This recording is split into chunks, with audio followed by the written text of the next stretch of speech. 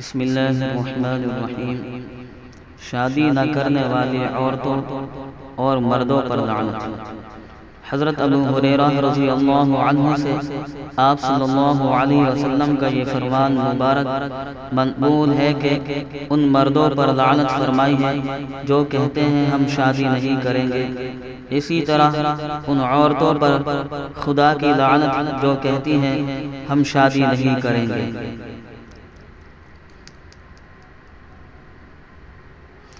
حضرت ابو نجیح نبی پاک صلی اللہ علیہ وسلم سے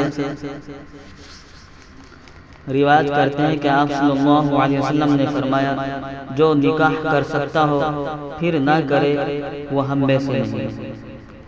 معلوم ہونا چاہیے کہ عورتوں اور مردوں کے لیے جو اللہ نے شادی بیاہ مشروع کیا ہے اس میں دین اور دنیا کے بہت سے مصالح اور ضروریات پوشیدہ ہیں۔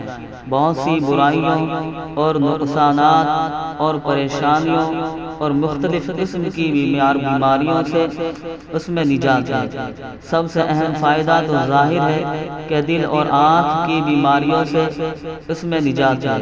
معاشی سہولتیں پیدا ہوتی ہیں، ایک دوسرے کے تعاون سے زندگی میں راحت ملتی ہے۔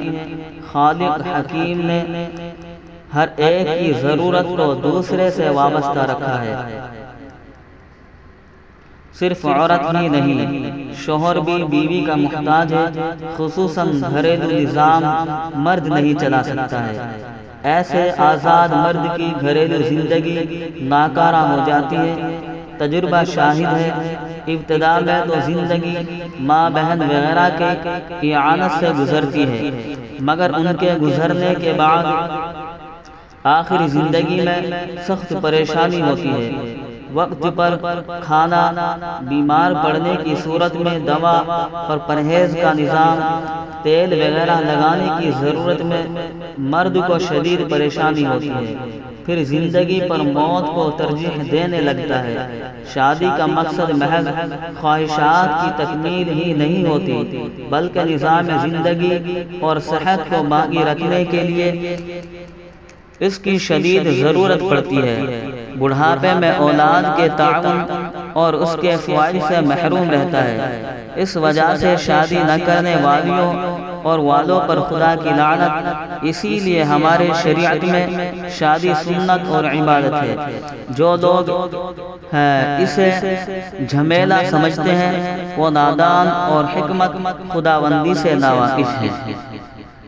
زمرہ بن حبیب رضی اللہ عنہ سے مروی ہے کہ آپ صلی اللہ علیہ وسلم نے اپنی بیٹی حضرت فاطمہ رضی اللہ عنہا کے متعلق فیصلہ فرمایا کہ وہ گھریلو کام کریں گی اور حضرت علی رضی اللہ عنہ گھر سے باہر کا کام کریں گے۔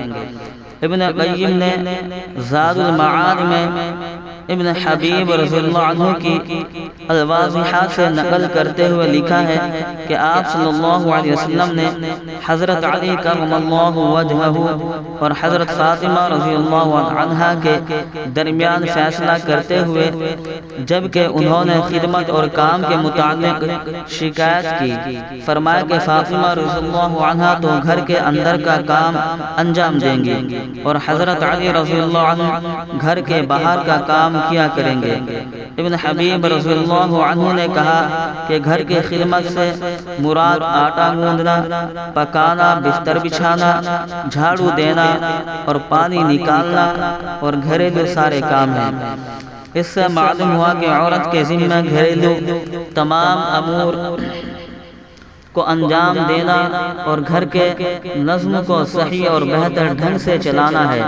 گھریلو کام میں کھانا پکانا، کپڑے بستر کی صفائی کا انتظام کرنا، گھر کی صفائی، جھاڑو وغیرہ کا لگانا اور گھریلو تمام اشیاء کی حفاظت اور بچوں کی دیکھ بھال، تربیت اور نگرانی ہے۔ غلہ وغیرہ کا نظم، اس کی صفائی اور تمام برتنے والے سامانوں کی نگرانی اور دیکھ بھال اس کے ذمہ ہے۔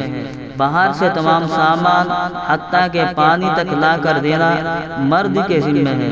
گھر سے باہر کا جو کام ہو عورت اس کے لیے باہر نہ جائے گی۔ عورت گھر کی نگہبان۔ حضرت ابن عمر رضی اللہ عنہما سے روایت ہے کہ میں نے آپ صلی اللہ علیہ وسلم کو یہ فرماتے ہوئے سنا، تم میں سے ہر ایک نگہبان ہے، تم میں سے ہر ایک سے اپنے ماتحتوں کے بارے میں پوچھا جائے گا۔ آدمی اپنے اہل و عیال کا نگہبان ہے، عورت اپنے شوہر کے گھر میں نگہبان ہے، اور خادم نوکر اپنے آقا کے مال میں نگہبان ہے۔ خدا پاک نے مرد کو باہری امور جن میں اہم ترین معاشی امر ہے اس کا حکم اور نگہبان بنایا ہے، اور عورت کو اللہ نے گھر کی حاکمہ اور اس کے تمام امور کا نگہبان بنایا ہے۔ وہ گھر کے تمام امور کی ذمہ دار ہے، کھانا پکانے، گھر کی صفائی ستھرائی، خانگی سامان کا نظم اس کے ذمہ ہے۔ کیا منگانا ہے، سالن دال وغیرہ میں کیا لگے گا، کتنا پکے گا، گھریلو سامان کون کہاں پر رہے گا، کس میں کیا کمی و بیشی ہے، باورچی خانے کا سارا نظم اسی کے ذمہ رہے گا۔ بس مرد باہر سے لا کر دے دے، ہر جگہ اپنی بات کی ضد نہ کرے، نہ اس معاملے میں عورتوں کو پریشان کرے کہ اتنا کیوں خرچ ہوا۔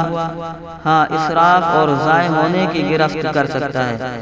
اسی طرح عورت گھر میں بچے کی تربیت میں حاکمہ ہے، محبت، ضرورت اور تجربے کے پیش نظر جو کرے گی بہتر کرے گی۔ گھریلو معاملے میں عورت خود مختار ہے، اس کے نظم میں مرد بلا ضرورت دخل نہ دے، ورنہ گھر کا نظم درہم برہم رہے گا۔ خدا پاک نے اس کی فطرت میں گھر کے نظام کو سنوارنے کی صلاحیت دی ہے، وہ خود بہتر سے بہتر نظم چلائے گی۔ اس پر اعتبار کرے، خدا نے اس کے مزاج میں گھر کا نظم رکھا ہے، یہ خدائی تقسیم ہے، اس میں دخل اندازی گھر کا نظام کو فاسد کرنا ہے۔